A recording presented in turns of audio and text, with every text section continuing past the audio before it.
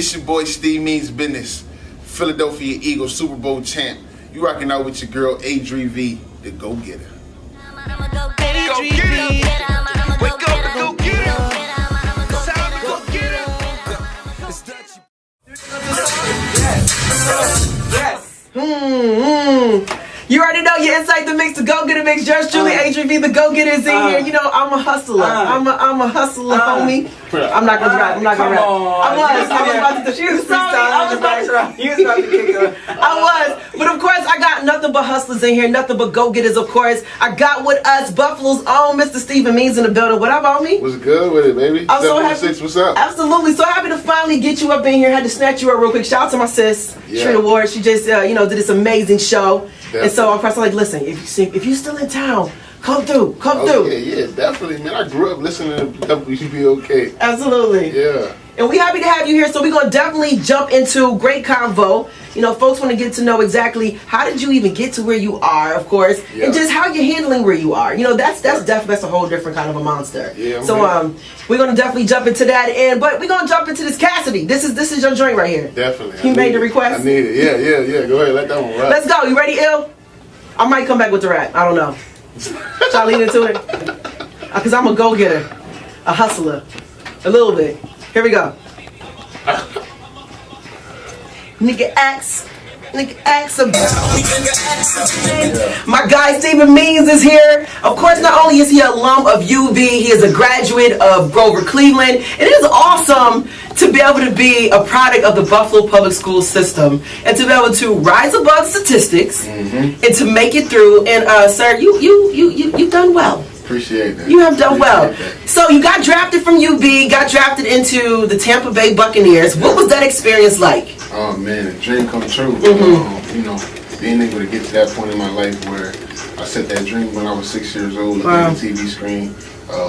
My dad was watching football, and then me telling him I want to play, in the NFL, and then getting that phone call, playing catch with my little brother outside, and then the phone started ringing and pick it up, and it's Tampa Bay, and they asked me, do you want to be a Buccaneer? And what do you say? Like, nah, I'll pass. Right? No, but amazing experience though.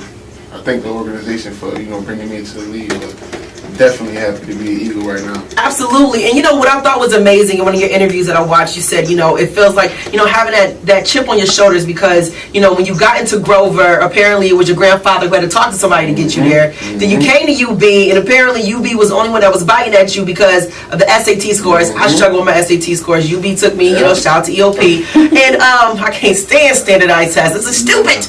And then, you weren't invited to the combine, which is crazy, but then you're at home, like you said, playing catch with your brother, and you get the call. So it's just like, that kind of give you that chip on your shoulder. So you jumped around a little bit from the Buccaneers, then going to the Ravens, the Texans for a moment, and then landed in Philly. Yeah, and so that's, all that jumping around, despite you having this great opportunity, I'm sure there was times where you really felt like, dang, man, like what's going on, and being able to just stay persistent and consistent. How were you able to maintain a positive mindset through all of that?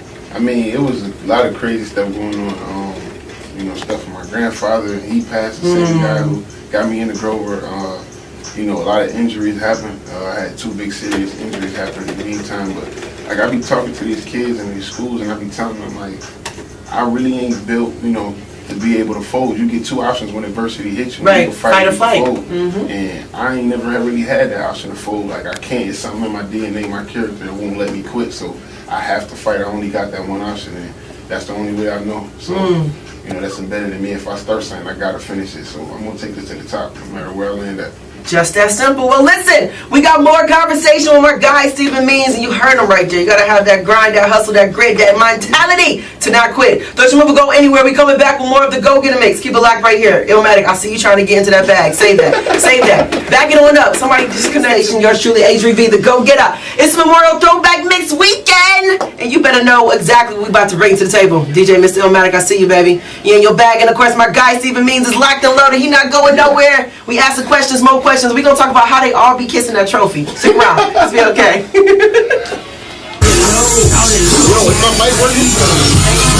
Yeah. So wait a second, everybody look at Mono. Yeah, I was like, yo, did they watch that afterwards?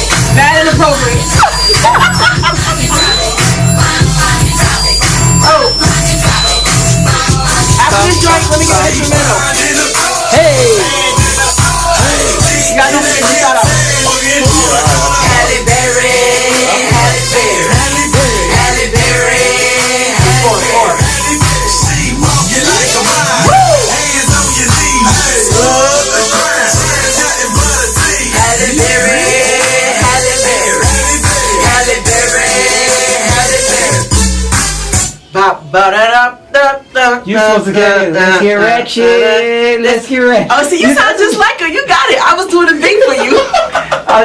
That's what you were supposed to say. I'm trying to help you. ratchet. Let's get ratchet. See, you got the ratchet voice. Oh, shots fired. Okay, guys. Only on the weekend. Only on the weekend. And it stops at Sunday at 9 o'clock in the morning because I got to go to church at 11. There you go. Amen. Hallelujah. Okay, you're officially inside the mix. The Go Getta Mix. Yours truly, ADRI.V, the Go Getta on the MIC. My guy, Mr. Illmatic on the ones and twos. And the guy over here who knows how to fumble it and rumble it, bring it back and get a sack or two. And of course, get a touchdown.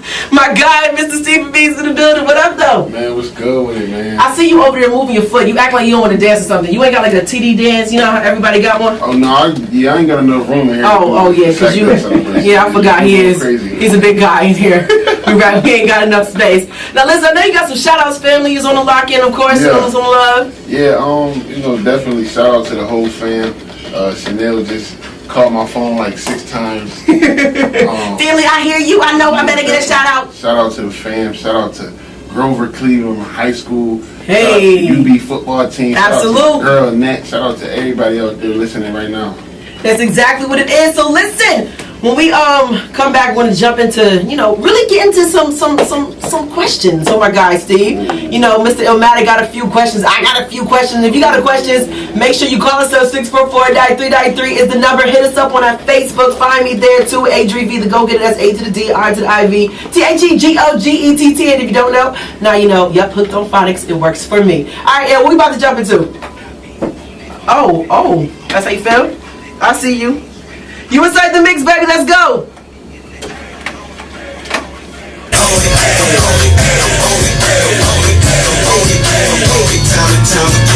Kingston building. Listen, we started talking about, that beautiful trophy you guys got.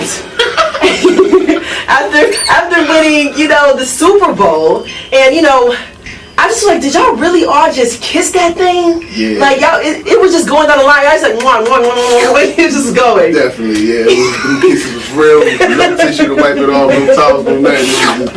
Whoa, I don't know about that. Illmatic. Hey, whoa, you gotta put them on pause, bro.